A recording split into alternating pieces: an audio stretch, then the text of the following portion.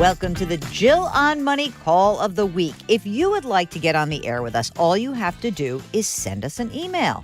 Very easy. Ask Jill at JillOnMoney.com. That's Ask Jill at JillOnMoney.com. That is what Chris did. He is calling from Waco, Texas. Hello, Chris. Welcome to the program. Well, a pleasure to be here. Thank you. What can I do for you? Well, I kind of want a second set of eyes, or at least maybe some direction from somebody who knows more than me, which granted isn't saying much, but I definitely lean heavily on your expertise. Sounds good. So tell me what's going on for you. So I'm 34, and my wife is 30, Great. and I have two small children, so a 4 and a 2-year-old.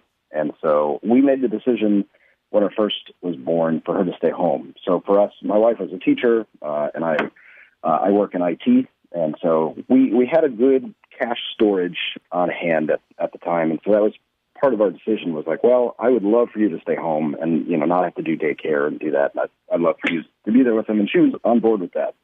And so we kind of have our cash reserves as like a runway. I think of us as like a startup, and this is our runway until, they're school-aged. Got it. So, and then your wife right. would consider going back to teaching? Yes. Okay. Yeah. So we have about it'll end up being about 6.5 years worth of staying home.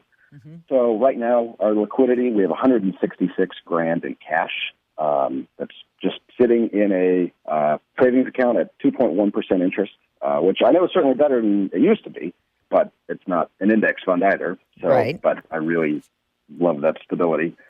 And I have $241,000 in investments, all retirement. None are taxable brokerage accounts. So I've got 83 in my Roth. My wife has 70 in her Roth.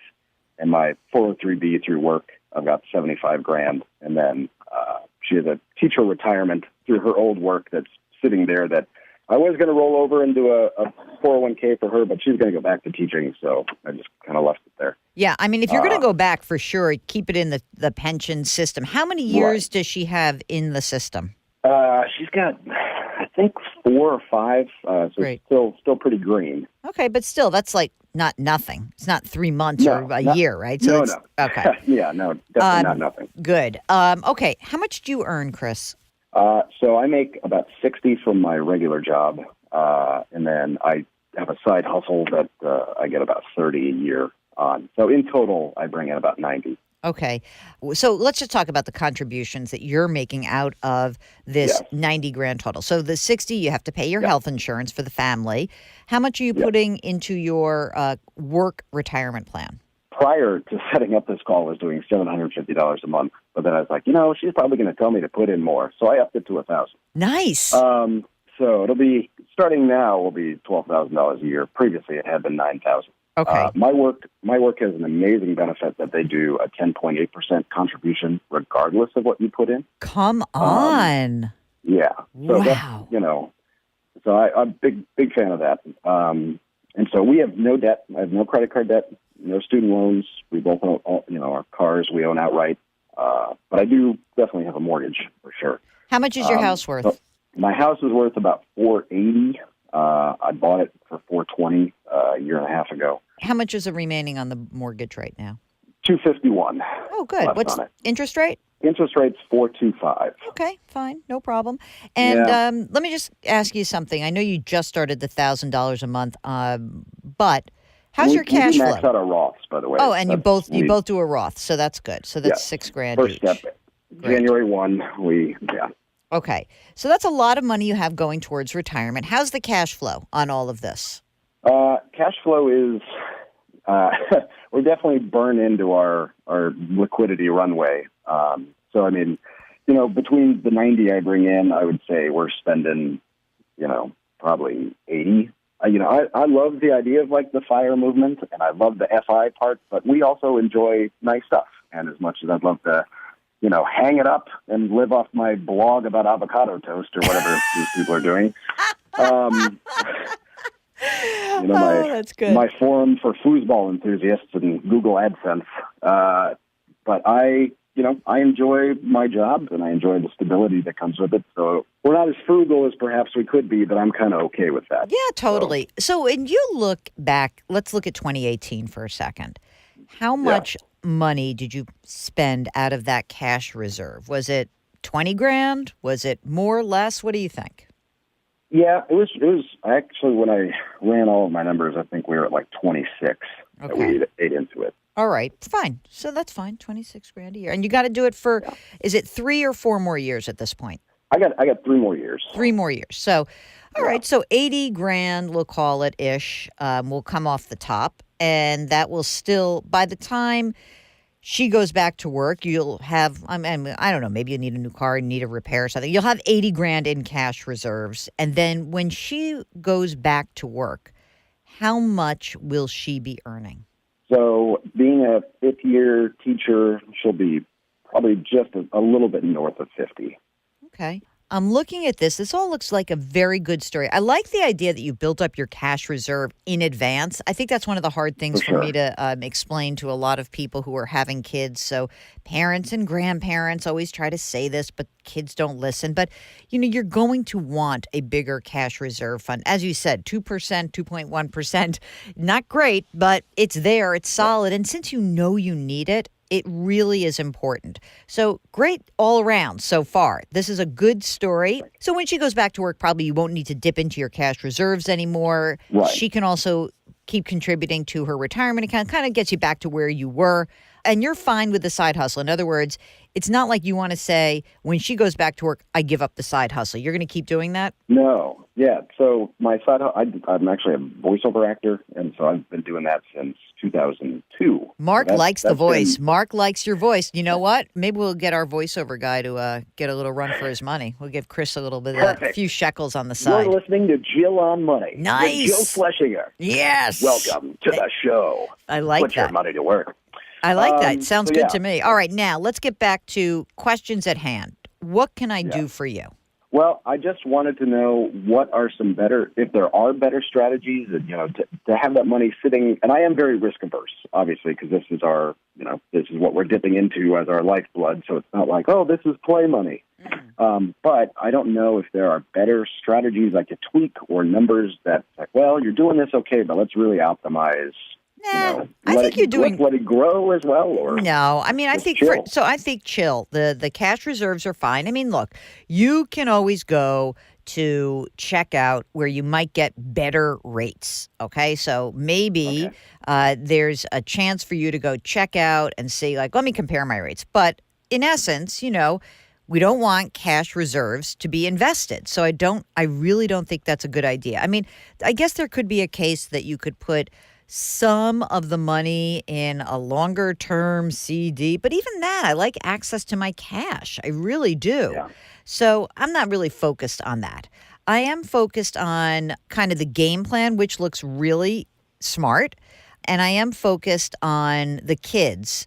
So my question to you is, do you have ideas about maybe saving for education as well? Would you want to weave that in?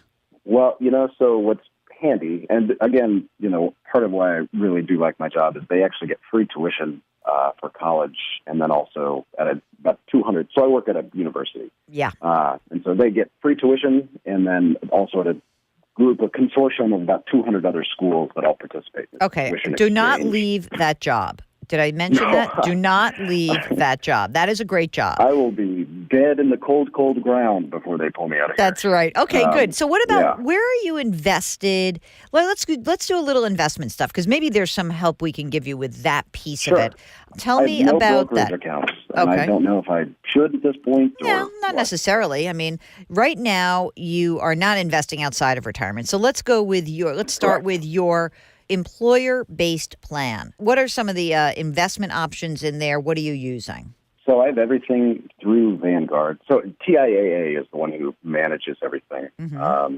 But I just put it in a Vanguard total index fund.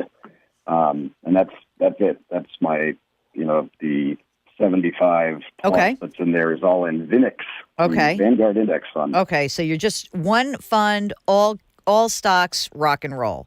Okay. Yep. What about the Roth IRAs for you and So your yeah, wife? good question. So yeah, Thank you. my Roth I have, and it was originally a 401k from a previous company that I just rolled into this, and I was in the Fidelity 2040 target date fund, and it had performed pretty well, and so I know it's a little more expensive than the index fund, but its performance was better. So I was like, I'll keep it in there until I decide not to. And then my wife's Roth is in the Vanguard 2050 target date fund. So Fidelity target date funds, which I think used to be called Freedom Funds, they're expensive. They're expensive. So in other words, I look at the expense ratio, it's 0.75%, it's 0.75. I mean, obviously, Vanguard. and not only that, higher than Fidelity index funds. In other words, you could simply take what they do, which is, I'm just looking right now, I just pulled it up. The Fidelity, you said your wife is in the 2050, right? The 2050 fund? Well, she's in the Vanguard 2050. All right. So I'm just going to look at the Fidelity fund. All right.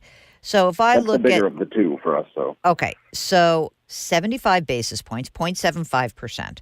What does the 2040 invest in?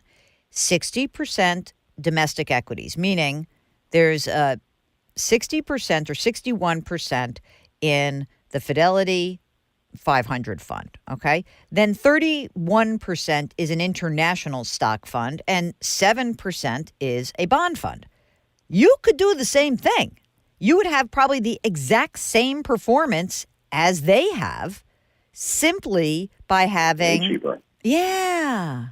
And I think that's probably one teeny tiny example of how we could improve the total cost and really drive it down. It's funny. I was thinking about this recently, and I said to Mark, I think these target date funds are going to go out of business. Because I know that it's easy to do, and certainly in a retirement account it's easy to do. But as soon as you get one of these online platforms, whether it is the Betterment or Vanguard Personal Service Advisor or Schwab Intelligent Portfolio, once you get these up and running and you pop those into retirement accounts, I think they're cheaper than the alternative. I think it's easy for you to just say, you know what, let me just stick with 3 index funds. You can slice it up the way they slice it up, and that's it. Okay. That's all I got for you. A bond? I mean, like an index bond? Yeah. You can just go the intermediate term bond fund in both of those houses. If you want to just sort of have that money fall to your bottom line, Chris, I think that's the way to go. And it sounds, and you can really do a set it and forget it. You can do an auto rebalancing, super easy, no problem. And that's what I would do. And I think you guys are in great shape. I wouldn't start mucking around too much otherwise. I love the plan for the kids. I think you're going to be fantastic. Good luck. Thanks for calling. Cool. Hey, Jill, thank you so much for your time. I appreciate it. Pleasure. Take care. All right, you too. Okay, that's the call of the week. If you have a financial question, just give us a holler. Send an email to askjill@jillonmoney.com or go to the website, jillonmoney.com. You can click the Contact Us button right there. Oh, by the way, while you're there, sign up for our free newsletter. It's free. Why not? We drop new episodes of Jill on Money every Tuesday and Thursday, and you can download the show anywhere that you get your podcasts. Apple, Google Play, radio.com, Stitcher, wherever. Our music is composed by Joel Goodman.